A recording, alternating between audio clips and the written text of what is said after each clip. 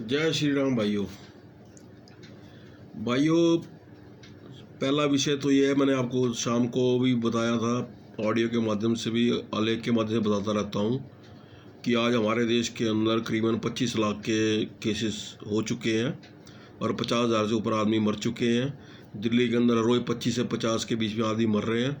तो कृपया करके अपने आप को सेफ रखें, घर से बाहर जब भी जाएँ मास्क लगा कर जाएँ और अपना और अपने परिवार का ध्यान रखें। दूसरा विषय, आज से 2 दिन पहले आपने बेंगलोर का सीन देख ही लिया है, तो मेरा आपसे निवेदन है कि यदि मान लो बेंगलोर जैसा किस्सा हमारे देश के किसी भी राज्य में आपके घर के आसपास कहीं भी हो जाए, 1500 आदमी इकट्ठा होकर हथियारों के साथ आ जाए, तो क्या आप तैयार हो? क्या हमारे देश के हिंदू संगठन तैयार है इस विषय को लेके? क्या हिंदू एकता तैयार है इस विषय को लेके? तो जवाब होगा नहीं, क्योंकि ये कटु सत्य है कि हम उनके बराबर नहीं पहुंच सकते, ना बराबरी कर सकते हैं। जब हिंदू भाई अपने भाई का सगा नहीं, अपने पड़ोसी से भाईचारा नहीं, अपने गली मोहल्ले में कोई भाईचारा नहीं बना रखा, तो किस हिंदू एकता की बातें करते हैं भाई? हमारी बीमारी क्या है? हमारे लिए सबसे पहले हमारी जाति हमारे को चाहिए। मैं फलाना, मैं ब्राह्मण, मैं फलाना, मैं ढिमकाना, मैं ये, मैं वो। उसके बाद में हमारा आ जाता है मैं बीजेपी का, मैं कांग्रेस का, मैं आम आदमी का, मैं फलाने का, मैं ढिमकाने का। तो इसी के विषय को लेके लड़ाइयाँ हमारी आपस में हो जाती हैं। तू बीजेपी के बारे में ऐसे क्यों बोला? तू कांग्रेस के बारे में ऐसे क्यों बोला? तू आम आदमी के पार्टी के बारे में क्यों बोला? तो हमारा हिंदू एकता है कहाँ? सिर्फ नोटंकी है, उसके अलावा कुछ नहीं है। तीसरा विषय, आज जो टीवी के माध्यम से बताया गया कि हमारे जो बेंगलोर का केस हुआ हो, चाहे आपका दिल्ली के अंदर दंगे हुए हों, इस तरह के पीएफआई ने पिछले 6 सालों के अंदर करीबन 17 जगह दंगे किए हैं। केरला हो, महाराष्ट्र हो, गुजरात हो, यूपी हो, चाहे आपका दिल्ली हो, अब चाहे आपका बेंगलोर हो, इस तरह के 17 केस इन्होंने दंगे किए हैं और जिसके अंदर 45 के करीब हमारे हिंदुस्तान के आदमी नागरिक इस दंगों में हमारे मारे गए या लिंचिंग उनकी हुई गई है। मगर विडम्बना ये है कि हम गाली किसको दें? नेहरू को या केजरीवाल को? देश में सरकार किसकी है 6 साल से? भारतीय जनता पार्टी की सरकार है ना भाई। तो पीएफआई पे 6 साल से बैन क्यों नहीं लगाया इसके ऊपर? मगर विडम्बना, हम पता क्या कहेंगे? बीजेपी वाला क्या बोलेगा? बीजेपी वाला बोलेगा भाई जी पहले भी ऐसे ही था। कांग्रेस वाला बोलेगा बीजेपी ने क्यों नहीं किया। आम आदमी बोलेगा मेरा प्रशासन के कोई अधिकार ही नहीं है तो मैं कुछ कर नहीं सकता। तो ये खेल ऐसे ही चलता आया, सरकारों का ऐसे ही चलता आएगा। ना कुछ बदला है, ना कुछ बदला जाएगा। हर एक आपने अपनी आंखों पे अपनी अपनी पार्टी चश्मा लगा के बैठा हुआ है। वो अपनी आंखों से, चश्मों से सिर्फ वही देखना चाहता है जो उसको अच्छा लगता है। ना कोई ये बोलेगा कोरोना क्यों आया, ना कोई ये बोलेगा दंगों का कसूरवार कौन, ना कोई ये बोलेगा राज्य में सरकार किसकी थी, ना कोई ये बोलेगा देश में सेंट्रल गवर्नमेंट के बाद सरकार किसकी है, ना कोई ये बोलेगा पुलिस प्रशासन किसके अंडर आता है। मैं उसको गाली दूँ तो उसको गाली दे, वो तेरे को गाली देगा, तू उसको गाली दे तो मैं तेरे को तो गाली दूंगा। यही सिस्टम 70 साल चलता आ रहा है, यही चलता आया। इसी से हमारी राजनीतिक रोटियाँ सिकती है और ये रोटियाँ सिकती रहेंगी, कुछ नहीं होगा। ऐसे ही चलता आया। 3 दिन तक दिल्ली के अंदर दंगे होते रहे, कोई बचाने वाला नहीं आया था, ना कोई सरकार, ना कोई पुलिस प्रशासन। बाद में क्या हुआ? केजरीवाल ने गाली दी, आम बीजेपी वाला, वो बीजेपी वालों के भक्तों ने गाली दी, आम आदमी वाले को गाली। अमानतुल्लाह पकड़ा जाएगा, सहज पकड़ा जाएगा, फलाना पकड़ा जाएगा। मैंने कहा था ना पहले भी, कोई नहीं पकड़ा जाएगा। ये सब मिली भक्ति है। हिंदू मुसलमानों को लड़ाओ, अपनी राजनीतिक रोटियाँ सेको। ये सच्चाई है हिंदुस्तान की। आज आ जाओ विषय आज़ादी पे। कल हमारा देश सारा झंडा लेकर देश की आज़ादी के लिए मनाएंगे कि हमारा देश आज़ाद हो गया। भाई हमारा देश कहने को आज़ाद है, सच्चाई है हमारा देश के जो नागरिक हैं आज भी गुलाम है।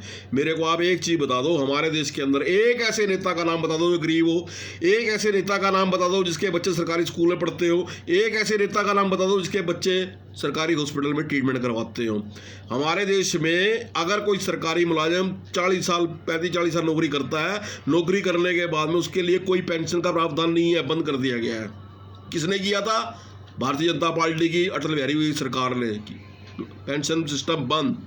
मगर देश के अंदर कोई पॉलिटिशियन, कोई राजनीतिक पार्टी का नेता अगर एक बार भी इलेक्शन जीत जाता है, जीतने के बाद में उसकी पार्टी किसी पार्टी के अंदर शामिल हो जाता है और उसके बाद मान लो वो पार्टी डिजॉल्व हो जाती है या वो नेता मर जाता है या वो पार्टी ख़त्म हो जाती है, तो उसके पूरे खानदान को, उसके पूरे परिवार को ताउम्र तक पेंशन मिलेगी, ताउम्र तक सुविधाएं मिलेंगी। आप अगर कोई जुर्म कर लेते हो तो आप जेल में जाने के बाद में चुनाव नहीं वोट नहीं डाल सकते, मगर नेता चुनाव लड़ सकता है। कहाँ से? जेल से भी। दूसरा, एक आदमी एक जगह वोट डाल सकता है, मगर नेता 2 जगह चुनाव लड़ सकता है। आपके पास में अगर 50,000 रुपये की या उससे के ऊपर रकम है तो आपको जवाबदारी बैंक में देनी पड़ेगी, मगर नेता के पास में करोड़ों रुपये आ गया, उसके लिए कोई जवाबदारी नहीं है किसी की। कहाँ से आया कोई पूछने वाला नहीं है, कोई कहने वाला नहीं है। वो नंबर 2 का जितना मर्जी काम करें, उनके लिए कोई रोक टोक नहीं है। मैंने पहले भी कहा था, 70 साल का इतिहास उठाकर देख लो, आज तक हमारे देश के अंदर एक भी नेता किसी क्रिमिनल चार्ज हो चाहे करप्शन चार्ज हो, किसी में नहीं पकड़ा गया, ना कभी अरेस्ट हुआ। सिर्फ एक नेता जेल में है, वो है लालू यादव, क्योंकि उसका वर्चस्व खत्म हो गया। भगवान ना करे आज उसकी पार्टी दोबारा बिहार के अंदर अपना रोल में आ जाती है, वो बाहर आ जाएगा। चौटाला की पार्टी आ गई हरियाणा के अंदर दोबारा, चौटाला जी बाहर आ गए। ये सिर्फ भैया गुलाम हम पहले भी थे, गुलाम हम आज भी हैं। आप फ्रांस देख लो, अमेरिका देख लो, ब्रिटेन देख लो, बड़ी बड़ी कंट्री देख लो, यूरोपियन कंट्री है, हमारे से बाद में आज़ाद हुई है, आज वो हमारे से 200 साल आगे हैं। क्यों है? क्योंकि हमारे देश में भ्रष्टाचार बहुत ज़्यादा है। और भ्रष्टाचार की गंगोत्री कहाँ से शुरू होती है भाई? ऊपर से, ना कि नीचे से। जब तक ऊपर सिस्टम नहीं बदलेगा, नीचे और ऊपर से सुनवाई हमारी है कहाँ? आप किसी सरकारी दफ्तर में जाके किसी अफसर से अपने कोई प्रश्न लेकर चले जाओ, आप पहले तो उससे मिलेगा ही नहीं, और मिल भी लेगा वो आपकी बात पे कोई गौर ही नहीं करेगा। गौर भी कर लिया तो आपकी कोई रिजल्ट ही नहीं है। आप टकरे मारते हो प्राइम मिनिस्टर, उसमें 50 क्या हज़ारों लेटर डाल दो कि साहब मेरी यहाँ सुनवाई नहीं हो रही, कुछ नहीं होगा। कॉपी टू फॉरवर्ड, हमारा देश चलता है कॉपी टू फॉरवर्ड पे, रिजल्ट 0/0। तो कहाँ है हम आजाद देश के आजाद नागरिक भाई? हम पहले भी गुलाम थे, बस ये है शक्लें बदल गई है। पहले अंग्रेज होते थे, अब ये नेता आ गए हैं, बदलाव कुछ नहीं है। जब तक हमारे देश के अंदर फीडबैक सिस्टम, जवाबदारी नहीं होगी, हमारा देश कभी तरक्की नहीं कर सकता। 100 स्कीमें बना ले मोदी जी, चाहे हज़ारों स्कीमें बना ले मोदी जी देश डेवलपमेंट की, हमारा देश कभी तरक्की कर ही नहीं सकता, क्योंकि हमारे देश के अंदर भ्रष्टाचार कूट कूट के भरा हुआ है। आज चाइना इतना करोड़ों रुपए का हमारा जो व्यापार हो किस लिए हुआ था? क्योंकि नेताओं को मोटी घूस मिलती थी, अफसरों को मोटी घूस मिलती थी, इसलिए जो व्यापार के धंधे चाइना से, जो ठेके देने चाइना को, तो इसलिए भाई। मगर बात यह है, मैं बीजेपी वाला हूँ, मेरे लिए वो अच्छी है, आप आम आदमी वाला आपके लिए वो अच्छी है, वो कांग्रेस वाला उसके लिए कांग्रेस बड़ी अच्छी है। तो हमने अपने बड़े चश्मे लगा रखे हैं। जब तक हम अपने आंखों चश्मा नहीं उतारेंगे ना, जब तक हम ना तो सच बोल सकते हैं, ना सच देख सकते हैं, और ना ही हमारे अंदर हिंदू एकता के जो हम ड्रामे करते हैं ना, नारे करते हैं हिंदू एकता, ये सिर्फ नोटंकी करते हैं, उसके अलावा कुछ नहीं। क्योंकि हमारी आंखों में चश्मा चढ़ा हुआ जात का, हमारी आंखों में चश्मा चढ़ा हुआ अपनी पार्टी का, तो हम कहाँ से हिंदू नारा की बात करेंगे, हिंदू एकता की बात करेंगे, कहाँ देश एकता की बात करेंगे, कहाँ देश की आज़ादी की बात करेंगे? सब फ्रॉड है और कुछ नहीं है इसके अलावा। सच बोला करो, सच सुना करो, और सच सुनने की हिम्मत रखा करो। जय श्री राम।